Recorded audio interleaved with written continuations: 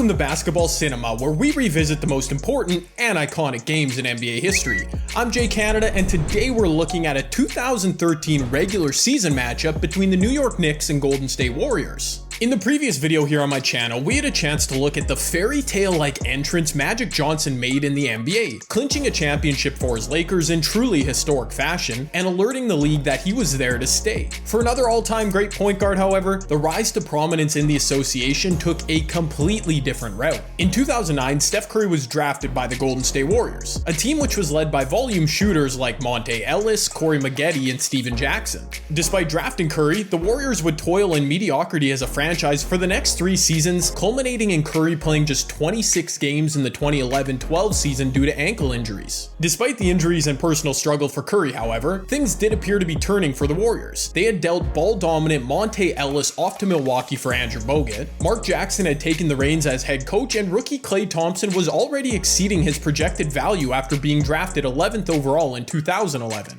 Steph had proven his worth in the NBA, averaging about 18 points a game through his first 3 seasons, but his injury history made him a bit of a question mark. The Warriors, however, showed their belief in their future star, giving him a 4-year extension prior to the 2012-13 season. And despite it being viewed as a risky move by many, Curry immediately paid dividends. Steph led the NBA in 3-point attempts by a mile in 2013, with Klay Thompson also finishing in the top 3, earning the two of them the Splash Brothers moniker and setting the template for how the Warriors would shift the landscape of the NBA for years to come. There wasn't immediate respect for Curry league-wide though, as he wasn't named an All-Star despite averaging a healthy 23 points a game in 2013, while teammate David Lee was named an All-Star and was still being viewed by many as the leader of the Warriors. David Lee is so funny to me. Over a 5-year stretch in his career, he averaged 19 and 10 a game, was a 2-time All-Star, but like, do you remember a single play from his career? It's hard not to think Lee was an obstacle in Steph Curry's development into a superstar, as a ball-dominant post player certainly wasn't an ideal match for Curry's style of play.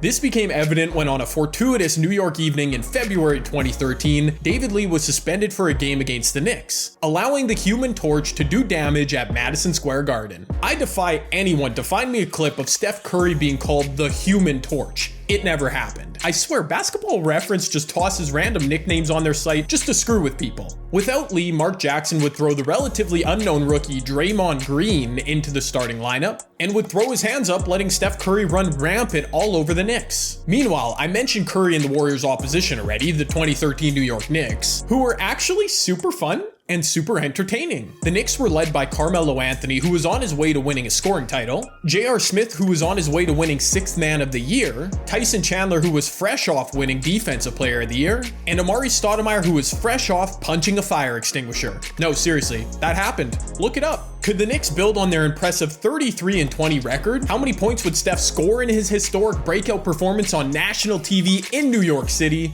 Forget about it. Let's find out together.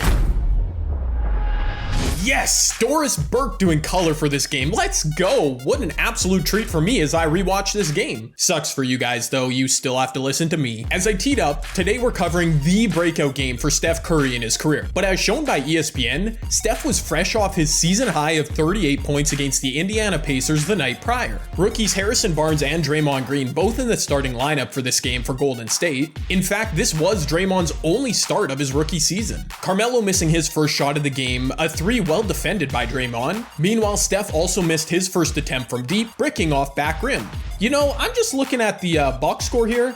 Might be a while before we see another Steph miss. First hoop of the game coming from the Knicks after Tyson Chandler cleaned up an Amon Shumpert miss, but Curry quickly answered with his first connection of the game, a midi to get that shot stroke going. Draymond obviously wasn't close to fully formed at this moment, but he defended Carmelo extremely well on the interior, and on the other end, Curry found Harrison Barnes open in the corner for a triple. Melo wasn't about to get worked by the rookie, however, once again attacking from the paint, this time finishing over Green. Raymond Felton started this game for the Knicks, and found Tyson Chandler for the on-point alley-oop finish. Klay Thompson with his first make of the evening, a confident mid-range J over J.R. Smith, who had just checked into the game. Carmelo would score 9 points in the first quarter, once again going to work in the post. So Carmelo Anthony having no mercy on the Warriors rookies tonight. J.R. Smith with his first of many contributions in this game, an evenly balanced step-back midi for 2. The Knicks looked like the Avengers in the early going, destroying the Warriors this time with a perfectly executed Melo to Chandler lob. They also did so without destroying all of New York City in the process. Steph with his second hoop of the game, a silky floater in the paint. Watch this sequence though.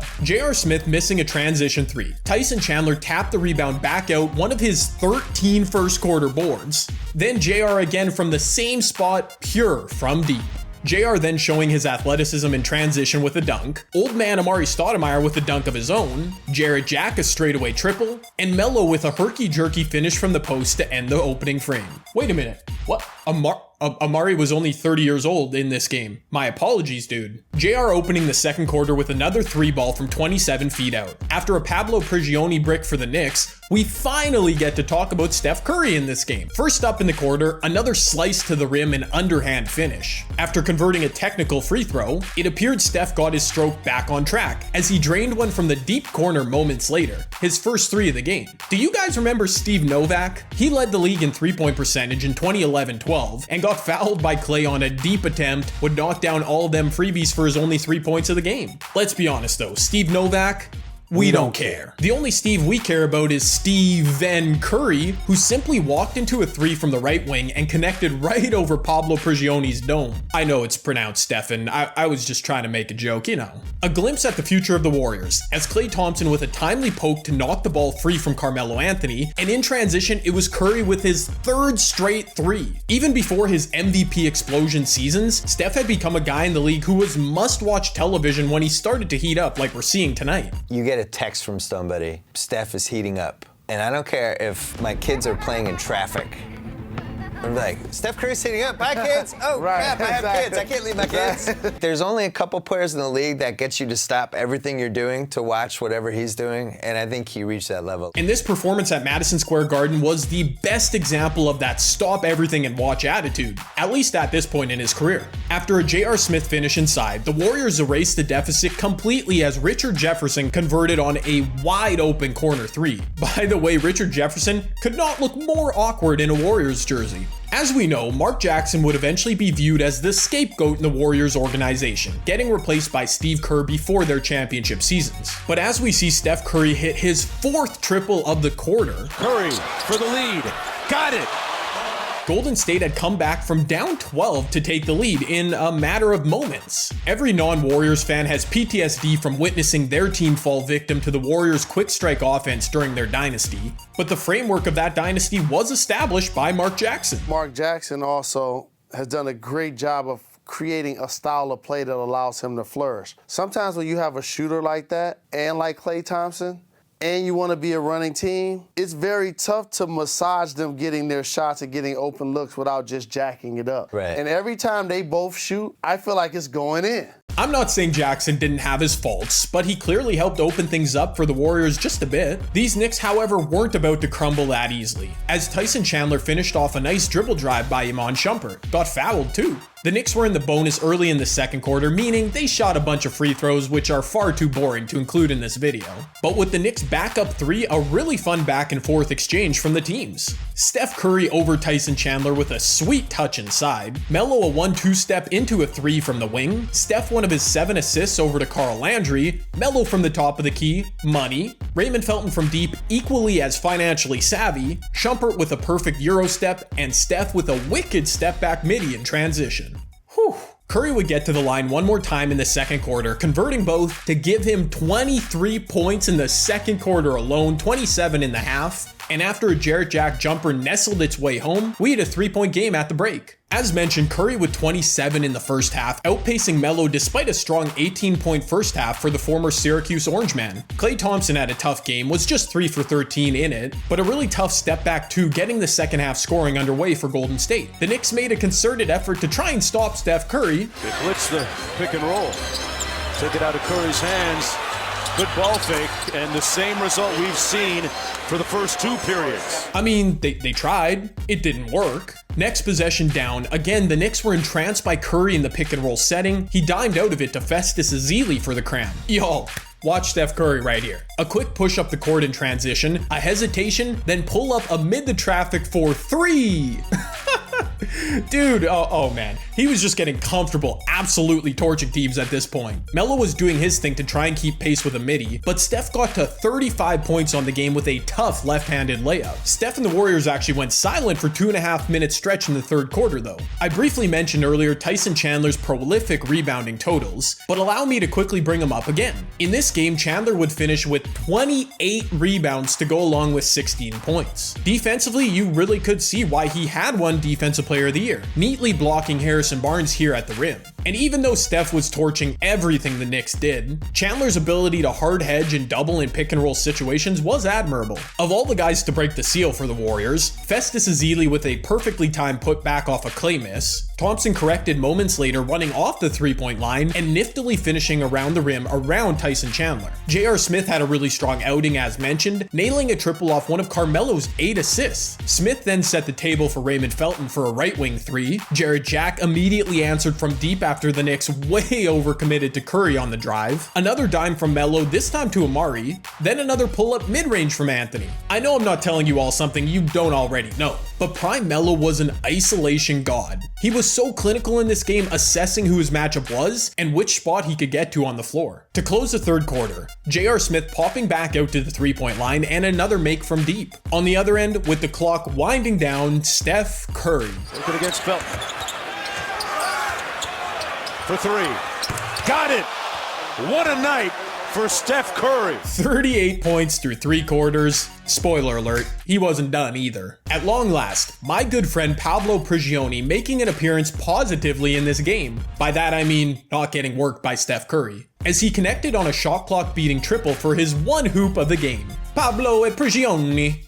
Sorry, I've been dying to do that. Jarrett Jack getting busy for the Warriors, converting for 2 after the ISO. Speaking of Defensive Player of the Year winners, future ones at least, rookie Draymond Green putting the clamps on Amari Stoudemire in the post, leading to an easy hoop for Carl Landry. As we hit the 10-minute mark in the fourth, it had been too long without a Steph Curry bomb. He once again casually walked into one from deep, his 8th make of the game already. Oof, Madon, Pablo. That's some horrible defense on Steph Curry, who sliced to the rim like he was slicing through some fresh gabagool. Another big defensive play by Draymond, sending back a Chandler attempt, but the loose ball found its way to J.R. Smith for 3. But just seconds later, look at this stupid shot, y'all. Curry for 3. Wow! Unbelievable!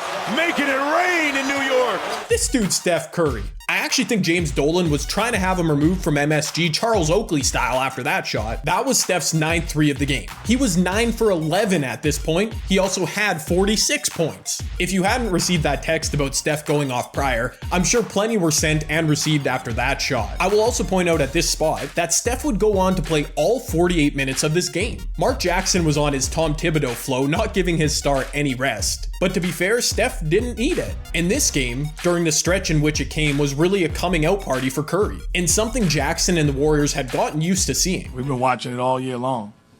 He's put this team on his back. He's made plays. He is an elite basketball player. And it's great to see. Another perfect connection for the Knicks as Melo fed to Amari for a wide open flush. Jokes aside, Stoudemire actually did have 14 points in this game. Meanwhile, another glimpse at the Warriors' future as Steph fed to Draymond for a mid-range jumper. After Dre forced Melo into a miss on the defensive end, he finished with his left hand near the rim off yet another Steph Curry dime. How about one more example of those early Draymond clamps? Sticking with Melo beat for beat on the drive, and after that stop, well contested, a 2-on-1 back the other way. Curry, why not, for 3! Bingo! 49 points, 10 threes, another annoying shimmy dance down the court. Hey, NBA, get used to all that. I mean all of it. All the Steph. Again though, the Knicks wouldn't die. After another Melo miss, Tyson Chandler again keeping their possession alive, allowing JR to splash his 6th 3 of the game to retake the lead. But in short order, with a short clock, Curry off the screen, got enough room! Again, butter! Steph Curry! Just unreal stuff. And may I point out, Draymond Green with a perfectly set screen to free Steph up. With 3 minutes remaining now, JR was finally forced into a miss, but you know who was on the glass kicking out to Melo for 3. I know the Warriors had nightmares about Tyson Chandler after this one. Wildly curious decision by the Warriors, as for 20 seconds on their next possession, Jarrett Jack was the only player to touch the ball, Steph Curry not even involved, and they came up empty. Fortunately, Melo missed a super tough jumper shortly thereafter, Draymond Green coming down with a man's rebound, and this time the Warriors did go to Steph as he was able to craftily work his way into a pair of free throws, both of which he connected on to tie the game at 105. With a chance on their next possession to take the lead, the play of the game made by Raymond Felton of all people, who stuck with Steph and was able to block a mid-range pull-up from the Warriors star. Really? Raymond Felton? With just over a minute remaining, it was JR Swish time. Good defense by Thompson, but a better shot by J.R. Smith. Give JR 26 on the game and the Knicks a 2-point lead. With a chance to answer, this time out of a sideline inbounds, the Warriors weren't able to manufacture a good shot. In fact, Jarrett Jack was cut off along the baseline and called for a travel. From bad to worse for Golden State, as with 45 seconds left, Melo doing Melo things for the Knicks, shrugging off a flopping Draymond Green and hitting the MJS post fade to give them a 4-point lead. And following the basket, miscommunication between Steph and Festus Ezeli, leading to a turnover, and that would be all she wrote. Despite Curry's 54 points in a truly spectacular breakout performance, the Knicks did hold on for a 4-point victory.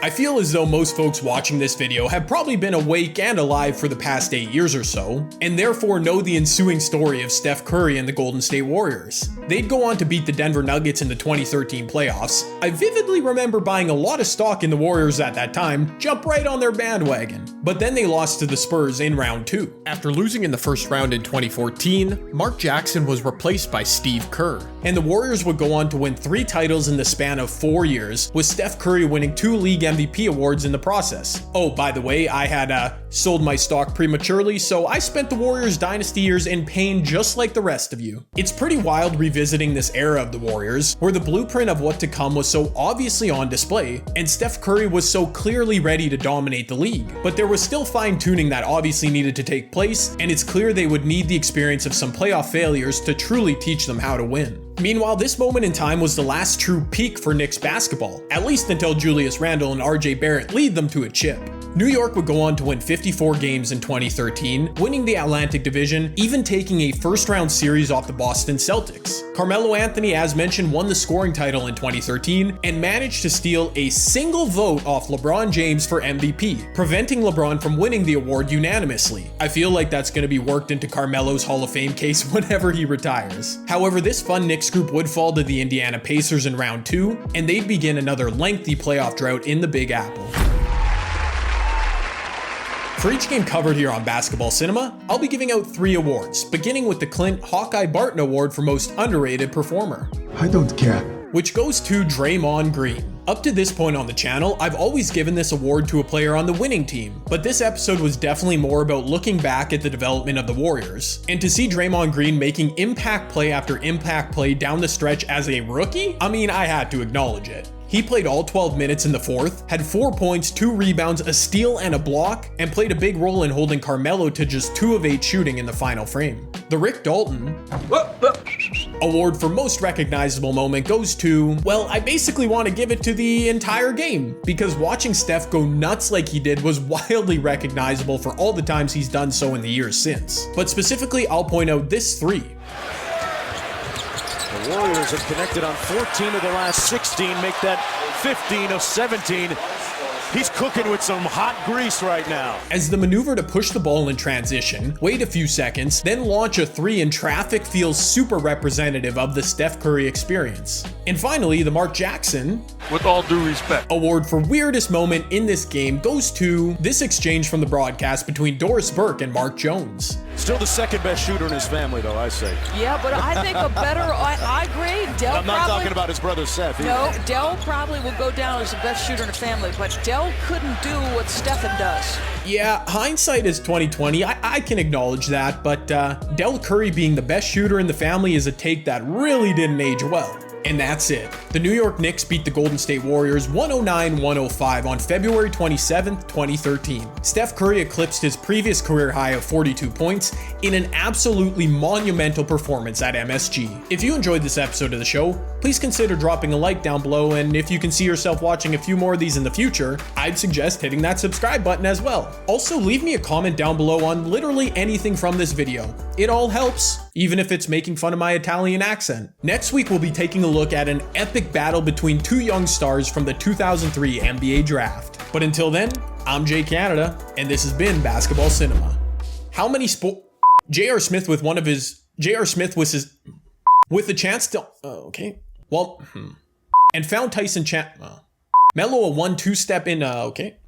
As in, he didn't get worked in this play. Okay, start that over. A hesitation, okay. Oh my word. Okay, I'm struggling here. Sheesh.